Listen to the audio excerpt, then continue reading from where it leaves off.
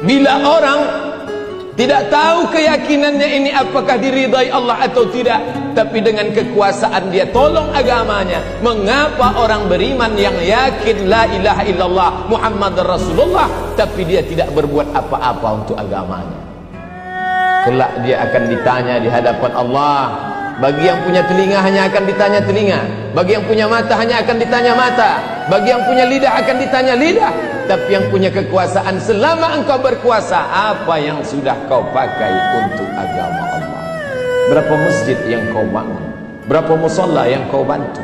Berapa anak yatim yang kau sekolahkan? Berapa perda peraturan daerah yang berbau syariah yang dapat engkau lahirkan?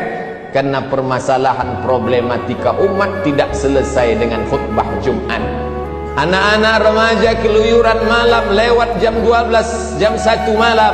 Apakah mungkin al-ustaz berceramah di tengah jalan, di karaoke, di diskotik, di warnet? Ini tidak dapat dilakukan. Lalu siapa yang dapat mencegah nahi mungkar ini? Orang yang punya kekuasaan. Maka dengan peraturan daerah, kepalanya diisi dengan hukum, dia ahli hukum, tapi hatinya senantiasa berzikir la ilaha illallah Muhammad Rasulullah. Orang Islam tidak dinilai karena kesolehan pribadi. Soleh secara pribadi, rajin puasa Senin Kamis, rajin solat Jumat, hanya untuk pribadi saja. Ayyahdiyallahu bika rajulan wahidan, satu orang dapat hidayah karenamu, khairum min humurin ni'am, lebih baik daripada engkau memiliki seekor unta yang merah. Unta merah adalah harta kebanggaan orang kafir musyrik jahiliyah. Engkau memiliki seekor unta yang merah, kau sangka kau sudah punya dunia dan seisinya. Bukan itu kata Nabi. Satu orang dapat hidayah karenamu, engkau lahirkan peraturan-peraturan yang dapat menjaga umat, yang dapat membuat mereka jauh dari yang mungkar. Khairum min humurin ni'am, lebih baik daripada engkau memiliki harta yang berlimpah ruah. Muslimin jamaah Jumat yang dimuliakan Allah Subhanahu wa ta'ala, maka mari kita renungkan. Mungkin ketika mendengar kalimat-kalimat ini, di antara kita terlintas dalam pikirannya, aku bukan penguasa, aku tidak punya kekuasaan. Memang benar. Bukankah kita berkuasa di kantor yang kita diamanahkan untuk memimpinnya? Bukankah kita berkuasa di perusahaan yang kita diamanahkan Allah menjadi direkturnya?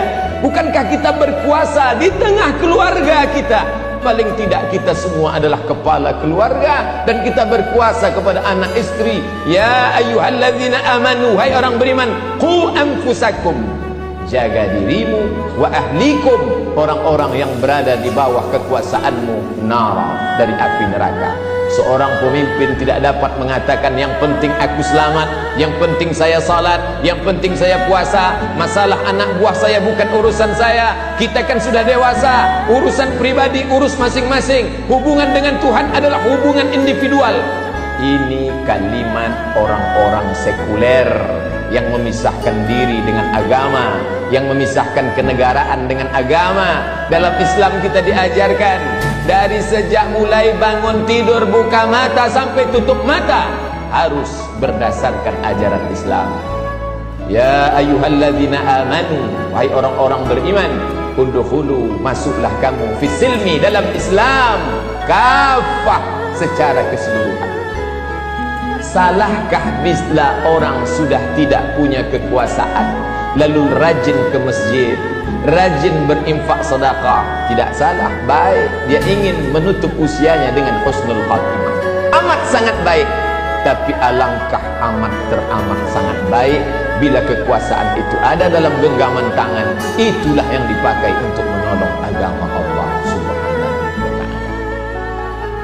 Jamaah Jumat yang dimuliakan Allah, ketika Allah Subhanahu wa ta'ala menitipkan suatu rahmat kepada diri kita, nanti dia akan tanya itu. Innas sam'a, pendengaran, wal basar, penglihatan, wal fuad, hati, kullu ulaika kana anhu mas'ula. Semua akan disoal, semua akan ditanya, semua akan diminta pertanggungjawaban di hadapan Allah Subhanahu wa ta'ala.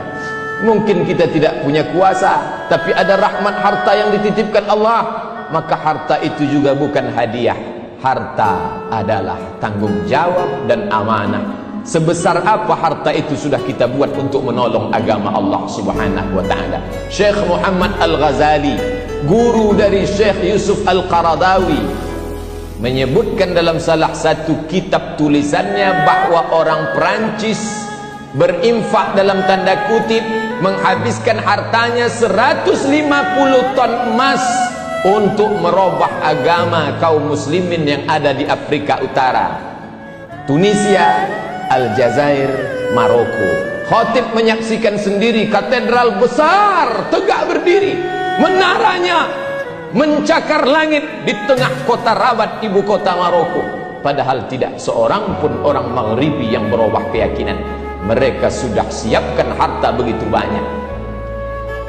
Orang-orang Itali tidak mau menuliskan agama dalam IC, identity card, kartu tanda pengenal.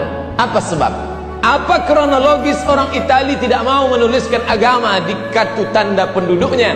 Karena bila ditulis agama, maka otomatis gajinya akan dipotong 10% oleh agama. Apa maknanya? Ada kewajiban memberikan 10% dari pendapatan untuk agama. Islam, pernahkah gaji kita dipotong langsung 10%? Kalaupun ada kabupaten, kota, Pemda yang memotong 2,5%, itu pun zakat. Tapi 10% terlalu banyak. Yang 2,5% pun banyak yang mengeluarkan sumpah serapah. Saya mau berzakat, itu terserah saya. Saya mau bersedekah, itu hubungan pribadi saya dengan Tuhan. Kenapa mesti diatur-atur? Kenapa mesti diurus-urus? Ternyata orang Eropa yang sekuler, yang katanya kafir, yang katanya sosialis, yang katanya komunis, mereka masih memotong potongan atas dengan potongan yang luar biasa.